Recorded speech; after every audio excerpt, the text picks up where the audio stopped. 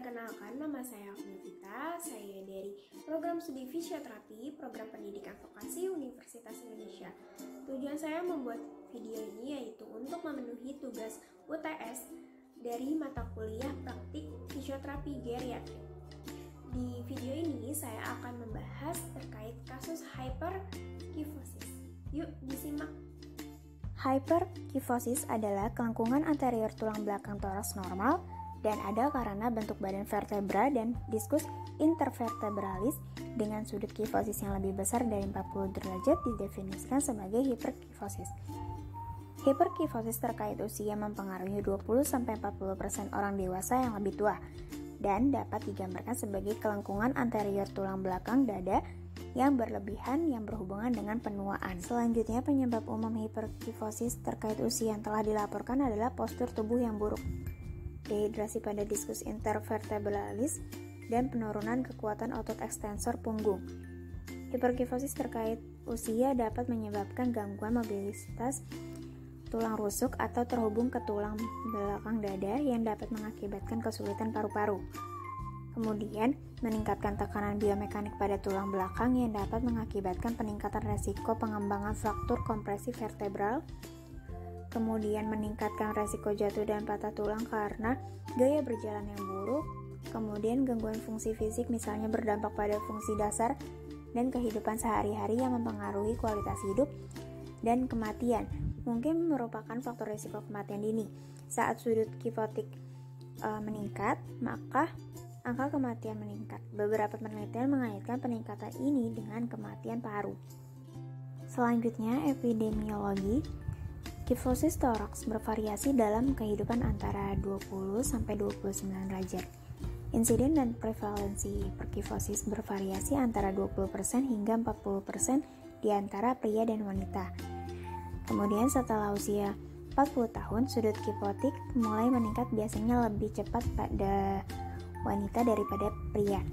Kemudian sudut bervariasi antara 43 hingga 52 derajat pada wanita usia 55 sampai 60 tahun hingga 52 derajat pada usia 76 sampai 80 tahun pada wanita. Selanjutnya, etiologi. Lingkungan toraks normal yang berlebihan dapat dikaitkan dengan berbagai kondisi dan faktor psikososial, mendasari osteoporosis dan patah tulang belakang.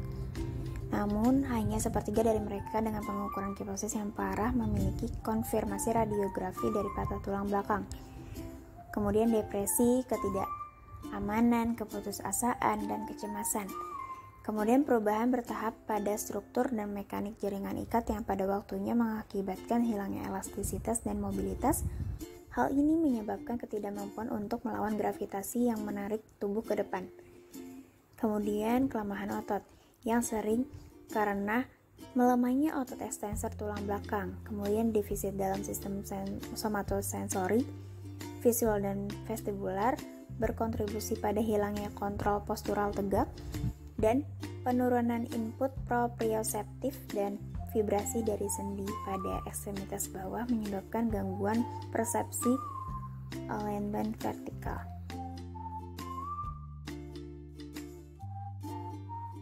Nah, selanjutnya akan dipraktikkan dari yang pertama yaitu anamnesis. Selamat siang Ibu, selamat datang klinik fisioterapi kami. Sebelumnya perkenalkan, saya Novita, saya fisioterapis yang akan menangani Ibu pada hari ini. Sebelumnya, apakah benar saya berbicara dengan Ibu Fania Octavia? Betul. Oke Ibu. Ibu kalau boleh tahu umur Ibu berapa ya Bu? Saya sekarang 57. Oke. Ibu pekerjaan sehari-hari apa sih? Saya ibu rumah tangga. Ibu rumah tangga. Berarti setiap hari selalu beraktivitas ya Bu? Iya. Oke. Di rumah tinggal dengan siapa ya Bu? Dengan suami, dengan cucu, dengan anak. Oke. Berarti mereka selalu merawat Ibu ya di rumah ya Bu? Iya. Ibu, saya mau nanya nih, untuk hobi Ibu tuh apa ya Bu? Saya menyulam. Oh, menyulam ya Bu. Kalau boleh tahu Bu, keluhan Ibu untuk datang ke klinik kami tuh apa ya Bu? Kalau saya itu lagi sakit sehingga setelah itu juga punggung saya sakit. Terus saya juga kalau tidur itu, kalau buat tiduran itu sakit, jadi saya kadang miring kanan miring kiri, itu kadang susah juga soalnya sakit semua. Oh, seperti itu Bu. Sakitnya itu terus menerus? Iya, terus menerus. Oh, seperti itu. Untuk jenis sakit dan nyerinya itu tajam atau tumpul? Sedikit kayak tajam gitu ya, jadi kayak sakit-sakit gitu loh. Oh iya. Berarti suka timbulnya itu siang, malam, atau spesifik? Seperti Kalau itu? mau tidur sih Kalau itu mau paling kerasa iya. Penyakit penyerta sekarang tuh ada nggak Bu? Misalkan ibu lagi sedang diabetes, terus ada hipertensi atau yang lain? Saya ada riwayat penyakit asma, cuma sudah nggak pernah kami sih pernah minum. Iya. Berarti sebelumnya ibu penyakit asma? Iya, Pernah jantung atau hipertensi Bu? tidak pernah. Tidak pernah ya Bu. Kemudian untuk penyakit keturunan ada Bu? Asma Tidak itu ada. keturunan atau bukan?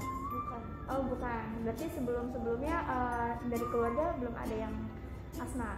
Belum.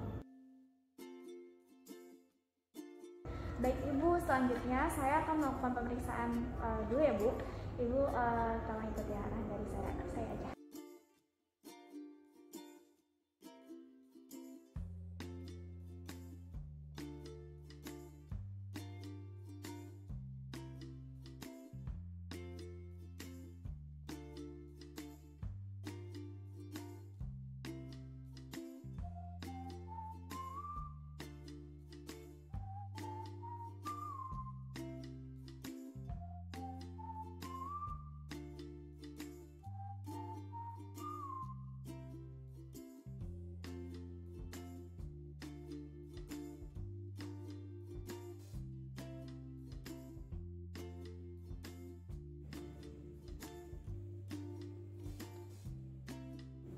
Selanjutnya, saya akan melakukan cek postur pada pasien. Untuk pasien dari headnya itu terlihat forward head, keterangkatan, kemudian shouldernya simetris, untuk siapnya simetris, kemudian untuk arm space-nya juga ini simetris, lalu untuk knee-nya juga simetris. Untuk dari sisi lateral, ibu boleh madep ke sisi ibu nanti. Terlihat sekali di sini pasien terlihat forward head. Kemudian untuk bahu dan bahunya juga protraksi.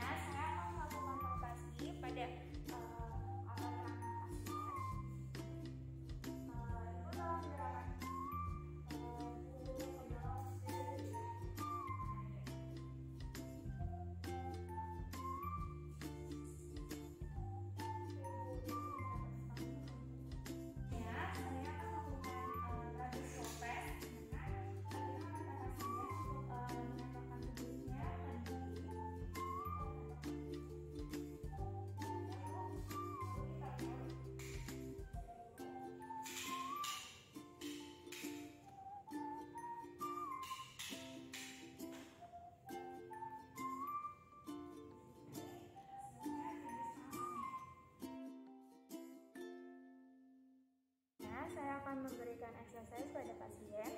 Pertama kita akan melakukan cobra exercise. Ibu tolong seperti gerakan dari saya ya. Nanti seperti ini. Kemudian nanti gerakan paling ke arah belakang. Nanti dari sini, dari punggung kakinya menekan ke bawah, terus hipnya juga. Nanti gerakan seperti ini. Ditahan 15 sampai 30 detik ya Bu.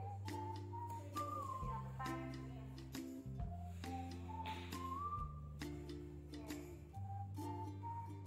Sudah Bu, 1, 2, 3, 4, 5, 6, 7, 8, 9, 10, 11, 12, 13, 14, 15. Oke. Gimana Ibu rasanya nih? Untuk exercise yang kedua, kita akan melakukan rigid exercise. Ibu ikuti gerakan seperti saya ya. Nanti tangan ini.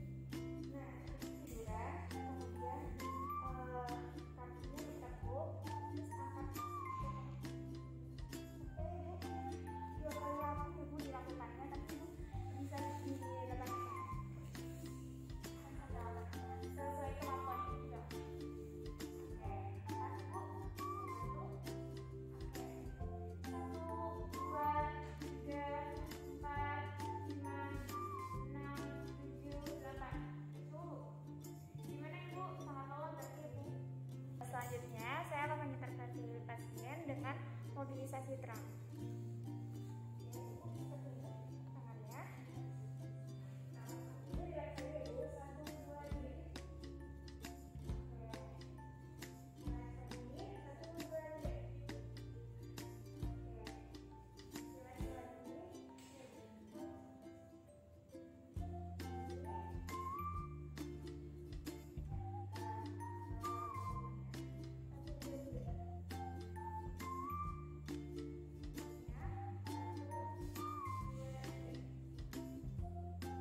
Selanjutnya, saya akan mengintervensi pasien untuk breathing exercise.